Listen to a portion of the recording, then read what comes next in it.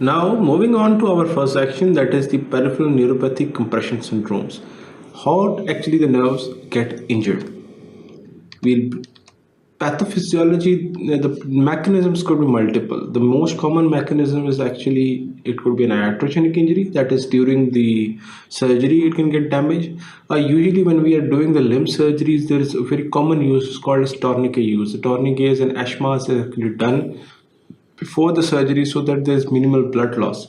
But this can also have a complication that it can lead to loss of peripheral nerve injury, or especially the nerve injuries, which can be very damaging to the patient. So it could be either entrapment and compression. It could be in soft tissues if increase in bulk, especially when we are dealing with the pronator syndrome, that these weightlifters are especially doing the pronation and supination of the forearm, and with the weight with almost more than 1 kg of the weight, over the time their pronator muscles and supinator muscles actually increase in bulk. Then when this forearm flexor muscles get increase in bulk, then it can compress the nerve between the two heads of the pronator muscle, which is results in form of pronator syndrome. The other causes include due to local obstruction. That is, for example, there was surgery done, post-operatively everything remained normal, but once we have closed the wound, there could be collection of hematoma. This hematoma can compress the nerve, leading to post-operative nerve palsies.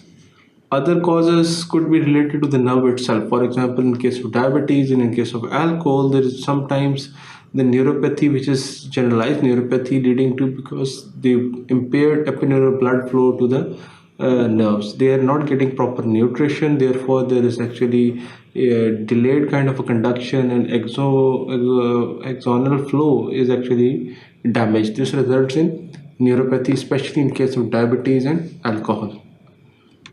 As when this results in compression, this could present as numbness and paresthesias. It could lead to muscle weakness and they can atrophy. There could be a segmental demyelination as well, because if this compression occurs at a certain level, this can lead to demyelination or degeneration of the axons. Target muscles, especially if that nerve is supplying the peripheral muscles, it can atrophy, lead to severe kind of a problem with the movement and other disorders. And then if this could be leading to a nerve fibrosis, that is that it can get caught in the some kind of a scar, and the scar, once get caught in the scar, this can lead to fibrosis and nerve entrapment and producing a peripheral neuropathy. This could be associated with diabetes and alcoholism, because these are the conditions which predispose the patients to generalized neuropathy, and the reason is that there's abnormal flow, especially in the epineurial sheath of the patients. There is a proximal compression could also happen as well, especially this usually associated with inflammation and disorders, and this inflammation can actually compress the nerves.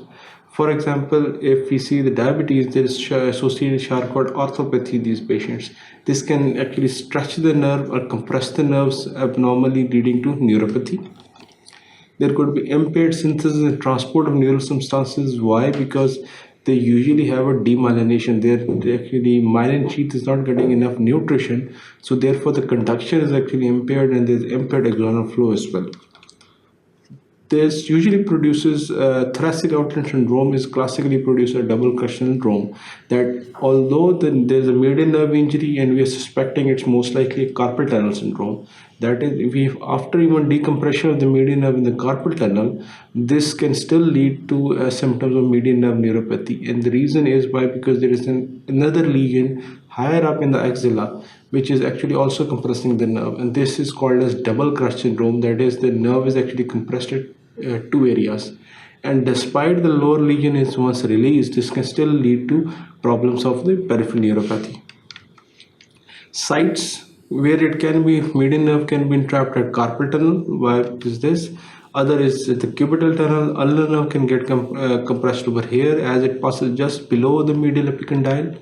Then there is lateral plantar nerve, which can get compressed in the tarsal tunnel. Why? Because the bony tunnel, and once it's usually associated with strong structures, and it cannot expand. Therefore, once the edema, swelling, and all these hematoma gets collected there, it can simply compress the nerve because there is not enough space for this hematoma or inflammation to expand. Other is lateral femoral cutaneous nerve can get entrapped under the inguinal ligament as it passes below the inguinal ligament to come out to supply the cutaneous area of the lateral aspect of the thigh. Then suprascapular notch, as the supraspinatus nerve to supraspinatus, infraspinatus coming out of the suprascapular notch, whether a cyst, a ganglion, or something like this can compress the suprascapular notch. The deep peroneal nerve can get compressed to the neck of the fibula. There could be a fascial tunnel or superficial peroneal nerve as well. And usually thoracic outlet syndrome is a classical in which the C8 and T1, the lower nerves or half of the brachial plexus, can get contracted, especially due to either scalene muscle hypertrophy or cervical rib. So how would they present clinically if there is associated problems? If it is medial nerve neuropathy or carpal tunnel, usually it presents a tingling or pain and the numbness in the radial 3.5 finger, especially involving there will be thenar muscle hypertrophy. There will be loss of sensations in these 3.5 fingers, classically presenting with a carpal tunnel syndrome.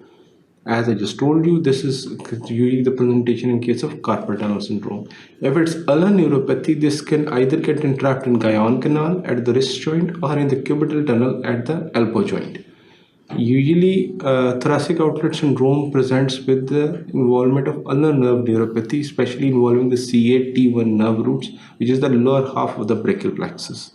Then they can present with motor weakness. Severe nerve damage can result even in the atrophy of the muscles, and usually when we are doing the electromyographic studies, they usually show latencies and sharp waves and fibrillations. And when we are doing nerve conduction studies, this would result in decreased amplitudes, increased latencies, and decreased conduction velocity. And as we know, that usually nerve results in neuropathy, and this is an altered sensation. That is, there is tingling, numbness, and abnormal sensations, usually involving the region of the nerve.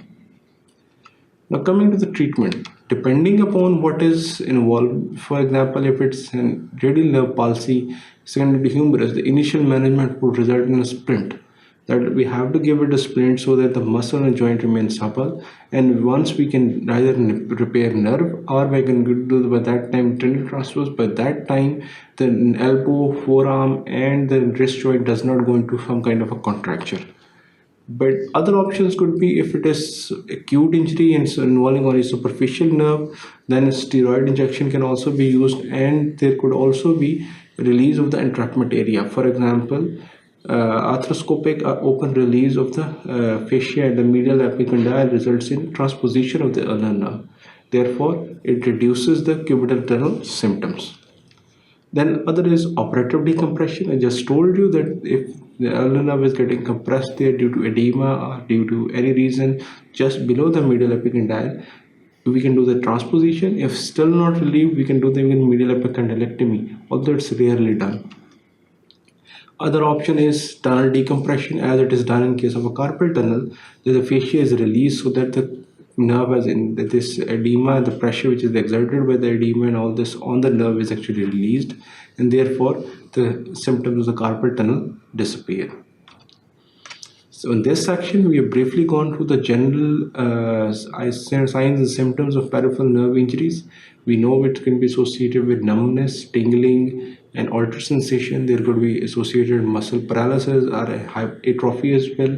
Usually the more areas involved are actually carpal tunnel, which involves the median nerve, or cubital tunnel, which mainly involves the ulnar nerve. We have briefly gone through that what is a double crush syndrome, that despite being the release of a nerve lower at the lower level, there is another compression which is at a higher level and still producing that kind of symptoms.